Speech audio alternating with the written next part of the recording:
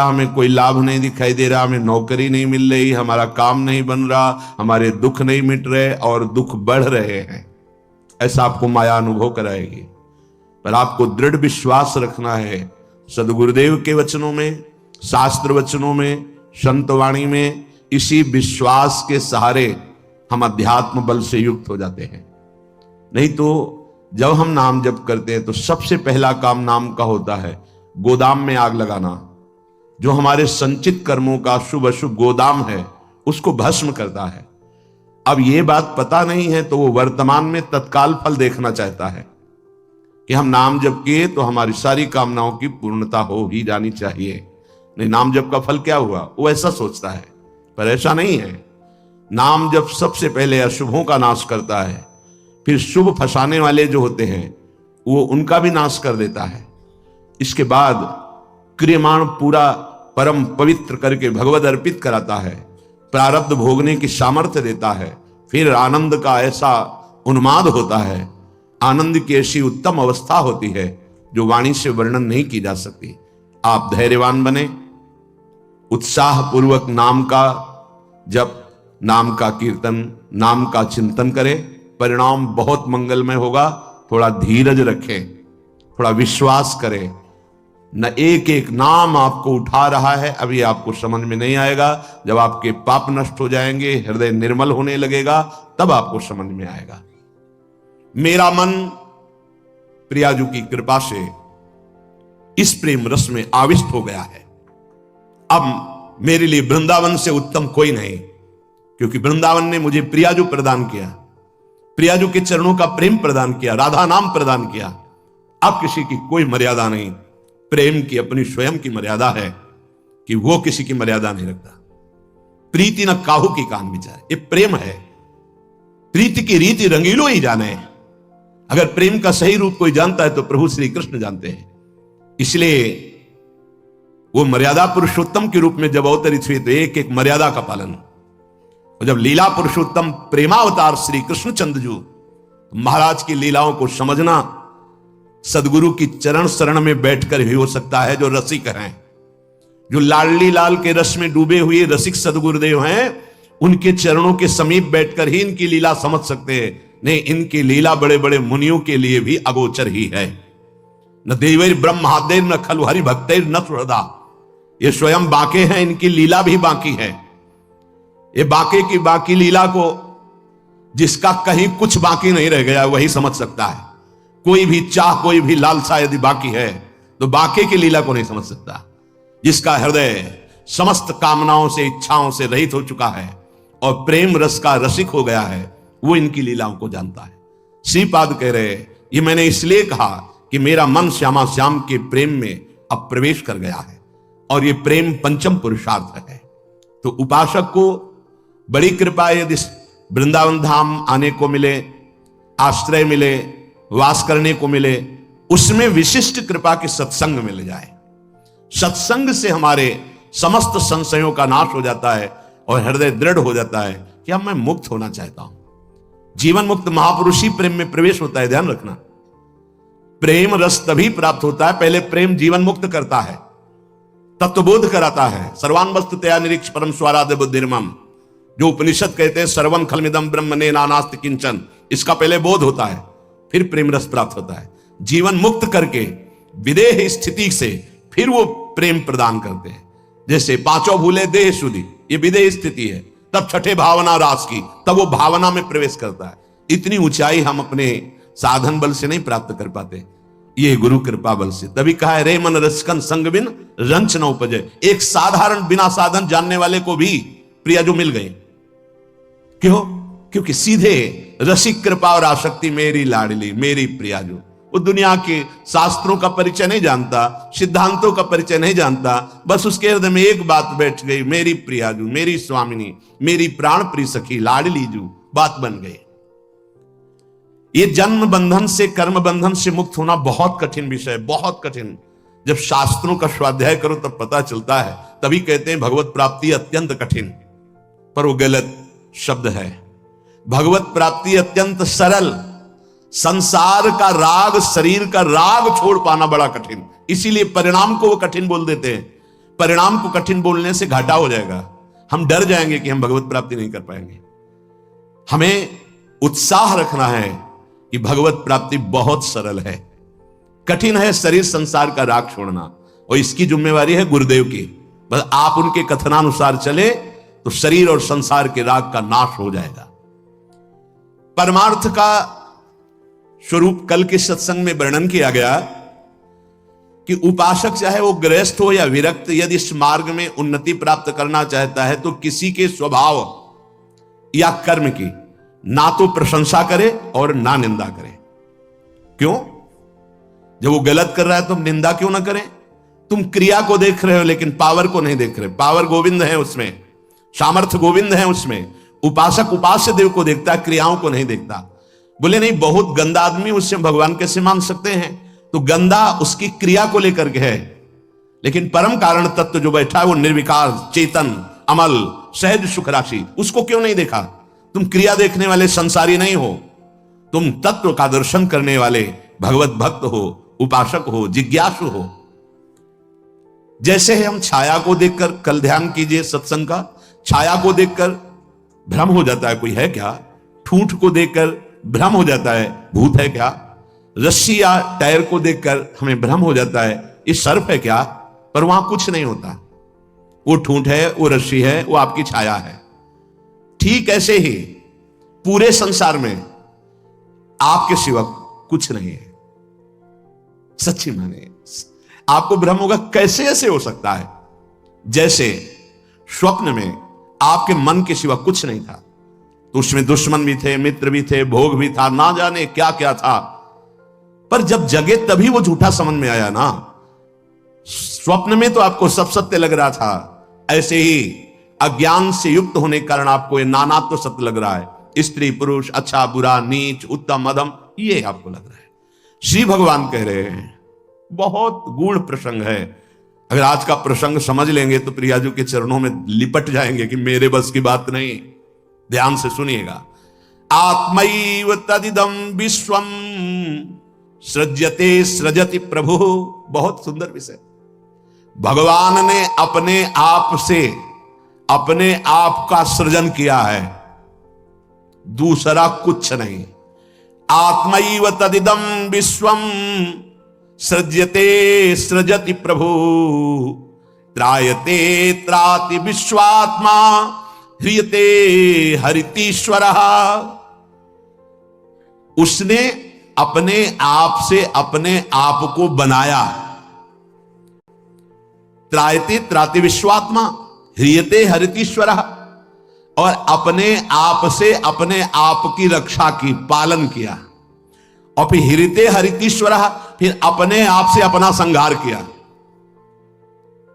यह है सत्य विषय। उद्धव तस्मान्नहात् बनोन्यस्मा दन्यो भावो निरूपितः निरूपितेयं त्रिविधा निर्मूला भातिरात्मनि इदं गुणमयं विद्धि त्रिविधं मायया कृतम्। इसलिए उद्धव तुम सच्ची बातें समझो। मैं अपने आप से अपने आप को रचा, अपने आप से अपने आप का पालन किया, और अपने आप से अपने आप का संहार कर लूंगा। किसको दोष दर्शन दें, किसकी निंदा करें, किसकी प्रशंसा करें? कोई दूसरा हो तब ना। आप कह रहे हैं हां, जिनको ज्ञान दृष्टि नहीं प्राप्त हुई है, व्यवहार दृष्टि प्राप्त हुई है, वो ये बात ना समझकर भिन्न देखते हैं। ये अच्छा, ये बुरा, ये स्त्री, ये पुरुष, ये जड़, ये चैतन्य, आदि आदि। उद्धव, ज्ञान दृष्टि के अतिरिक्त मेरे इस रहस्य को किसी और दृष्टि से नहीं जाना जा सकता। जो कुछ भी तुम्हें दिखाई दे रहा है, प्रतीत हो रहा है, तुम्हारे चिंतन में आ रहा है, ये केवल मैं ही मैं हूं। देखो, पीछे मन को लगाने की दो युक्तियां बताई गई थी। आपका मन जहां जहां जा रहा है वहां भगवान देखने की चेष्टा करे। वो वस्तु, वो व्यक्ति, वो पदार्थ, वो श्री भगवान ही हैं। क्योंकि जब पहले सृष्टि नहीं थी तो श्री भगवान थे। भगवान ने अपने आप में सृष्टि रची तो सब कुछ भगवान है, और जब समेट लेंगे तो केवल भगवान बचेंगे। तो जहां जहां मन जाए, जिस वस्तु व्यक्ति स्थान में, उस श्री भगवान को देखिए कि ये वस्तु, ये व्यक्ति, ये स्थान मेरे आराध्य देव बने हुए। दूसरी बात कही गई थी, जहां जहां मन जाए वहां से हटा के अपने लक्ष्य में लगाइए। बार बार मन को ऐसा करने से वो मन लक्ष्य में लग जाएगा, स्थिर हो जाएगा। अनिर्वचनीय मैं ही सब रूपों में स्वयं विराजमान हूं, इसलिए मेरी सृजन लीला देखकर, मेरी पालन स्थिति लीला देखकर और मेरी संहार लीला देखकर मेरा भक्त विचलित नहीं होता, क्योंकि मैं ही मैं स्वयं का सृजन, पालन और संहार कर रहा हूं। ये जो तीन प्रतीतियां हो रही, सृजन, पालन, संहार, अध्यात्म, अधिदैव, अधिभूत, ये बिल्कुल निर्मूल हैं। जैसे माया, जैसे स्वप्न में कुछ नहीं था, वैसे ही माया के द्वारा कुछ नहीं है। न सृजन है, न पालन है, न संहार है। मान सकते हो? मलिन अंतःकरण अज्ञान की स्थिति में कैसे मान पाओगे? ना होने पर यह प्रतीत हो रहा है। कैसे? ये तीन गुणों के प्रकाश से, सतोगुण, रजोगुण, तमोगुण के प्रभाव से दृष्टा, दर्शन, दृश्य, ये त्रिविधता पैदा हो गई। ऐसी त्रिविधता को मिटाने के लिए हमें मानव जन्म मिला है, साधना मिली, किसी और को पाने के लिए नहीं, अपने आप को जानने के लिए। एतद् विद्वान मदुदितम ज्ञान विज्ञान नैपुणम न निंदन्ति न च स्तौति लोके चरति सूर्यवत्।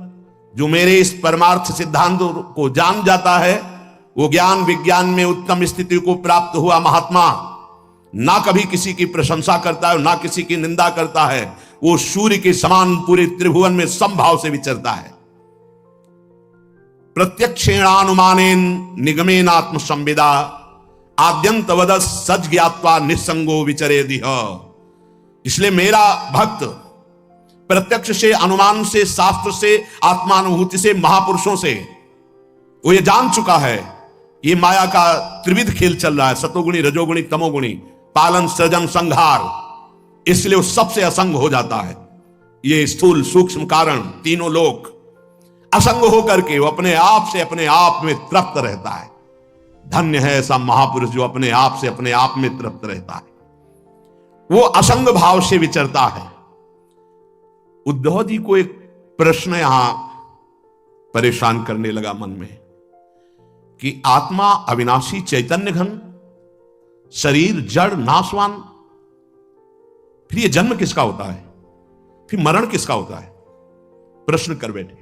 बहुत सुंदर प्रश्न है और बहुत सुंदर उत्तर है। यदि आप समझ पाए तो आप प्रियाजू के चरणों में भाग पड़ेंगे, क्योंकि आपकी समझ के परे की बात है। लाडली जी, मेरी तो कुछ समझ में नहीं आया, बस मैं तो यही कह रहा हूं, हमारी महारानी श्री राधा रानी। इसलिए थोड़ा धूप का ताप लगे ना तो वृक्ष की छाया अच्छी लगती है। देखो, संसार से मुक्त होने के लिए ये बहुत जोर का प्रश्न है। उद्धव जी ने कहा, नैवात्मनो न देहस्य संस्कृतिर दृष्ट दृश्यो अनात्मस्व दृशोरीस कस्य स्युदुपलभ्यते। प्रभु, ये चर्चा आपको मिलेगी नहीं प्राय, क्योंकि कथन और श्रवण के लिए स्थान की भी जरूरत होती है। तो यह श्रीधाम वृंदावन और यहां व्यक्त अव्यक्त बड़े बड़े महापुरुष पधारे हुए हैं। तुम्हारी दृष्टि नहीं है तो तुम्हें व्यक्ति समझ में आएगा। जहां भगवत शास्त्रों का सत्संग होता है वहां सनक सनंदन सनातन सनत कुमार श्री हनुमान जी महाराज, बड़े बड़े महाभागवत पधारते हैं और उन्हीं के सानिध्य से समझ में आ सकता है। ये विशुद्ध भागवत परमार्थ मार्ग है। उद्धव जी ने पूछा कि भगवान, ये जो आत्मा है ये दृष्टा है और शरीर जो है ये दृश्य है। आत्मा स्वयं प्रकाश है और देह जड़ है। ऐसी स्थिति में ये जन्म मरण किसका होता है? आत्मा का जन्म मरण हो नहीं सकता, क्योंकि स्वयं प्रकाश है, और जड़ शरीर का हो नहीं सकता क्योंकि नाशवान विकारी है, ये तो यही नष्ट हो जाता है। महाराज, ये मरता कौन है और जन्मता कौन है? ना आत्मा और ना शरीर। अगर ये शरीर जन्मता मरता है तो शरीर को नष्ट करने के बाद फिर अब जन्म मरण खत्म हो जाना चाहिए, पर फिर शरीर मिलता है। आत्मा को हो नहीं सकता क्योंकि स्वयं प्रकाश, निर्विकार, चैतन्य घन। तो ये होता किसको है जन्म मरण? इसका होना उपलब्ध है कि होता है जन्म मरण, तभी होता किससे है भगवान? हे जगत गुरु, आप हमारे संशय की निवृत्ति करें। आत्मा व्ययो गुणः शुद्धा स्वयं ज्योतिरनावृतः अग्निवद्दारुवच्चिद्देहा कस्य संस्कृति। नाथ, आपकी कृपा से इतना तो पता चला है कि आत्म तत्व अविनाशी है, प्राकृत अप्राकृत गुणों से रहित है, शुद्ध स्वयं प्रकाश है, कोई भी आवरण उसे ढक नहीं सकता।